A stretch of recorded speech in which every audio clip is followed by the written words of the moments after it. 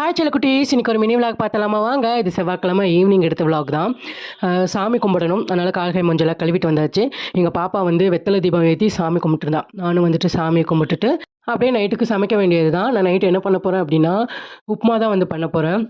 என்னடா அழுகுறேன் அப்படின்னு தானே பார்க்குறீங்க. சின்ன வெங்காயம் வெட்டிட்டு இருந்தேன்.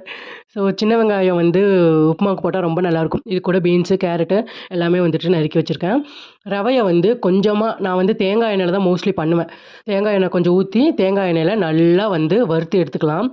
வறுத்து எடுத்ததுக்கப்புறம் தனியாக வச்சுட்டு கொஞ்சமாக எண்ணெய், கடுகு, கடலைப்பருப்பு, உளுத்தம்பருப்பு இதெல்லாம் போடும்போது நல்லாயிருக்கும். நல்லா வந்து பொரியட்டும். பொரிஞ்சதுக்கப்புறம் ஒரு கைப்பிடி கருவேப்பிலை.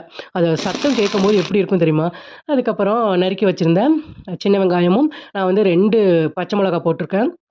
போட்டு அதையும் நல்லா மிக்ஸ் பண்ணிடுங்க. தேவையான அளவு உப்பு போட்டு, நம்ம நறுக்கி வச்சிருந்த பீன்ஸ், கேரட்டையும் போட்டு நல்லா வதக்கி விடுங்க.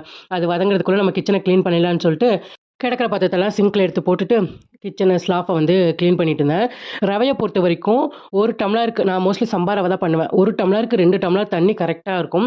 பாருங்க இந்த அளவுக்கு வந்துட்டு நல்லா வதங்கணும். வதங்குனதுக்கப்புறம் 1க்கு 2 ரேஷியோ ஊத்தி நல்லா கொதிக்க வச்சுட்டு, இந்த டைம்ல உப்பு கரெக்ட்டா இருக்கா அப்படின்றத பார்த்துட்டு, சிம்ல வச்சு நம்ம வறுத்த ரவைய வந்து கொஞ்சம் கொஞ்சமா போட்டுருங்க.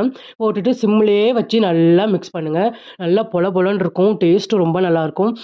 எங்க அப்பாவுக்கு இந்த சம்பா ரவை ரொம்ப ரொம்ப பிடிக்கும். ஸோ அத மிக்ஸ் பண்ணி வச்சுட்டு மூடி வச்சாச்சு. அதுக்கப்புறம் சளி பிடிச்சிருக்கு எல்லாத்துக்குமே. சரி சுடு தண்ணி வச்சலாம்னு சொல்லி சீரகத்த போட்டு நல்லா கொதிக்க வச்சுட்டுருந்தேன். அப்புறம் என்ன, எப்பவும் போல டான்ஸ் ஆடிட்டு பாட்டு ஓடிட்டு இருந்துச்சு. விஜய் அண்ணா பாட்டுன்னு நெனைக்கிறேன். மொள மொளன்னு எம்மா எம்மா அந்த பாட்டு ஓடிட்டு இருந்துச்சு. அப்படியே 2 ஸ்டெப்ப போட்டுட்டு, சரி சாப்பிடலான்னு சொல்லிட்டு எனக்கு கொஞ்சமா ரவை வச்சு கொஞ்சம் சாம்பார் இருந்துச்சு. அதையும் வச்சு சாப்பிட்டுட்டு, ட்ரெஸ் சேஞ்ச் பண்ணிட்டு, சுடு தண்ணிய குடிச்சிட்டு தூங்கியாச்சு.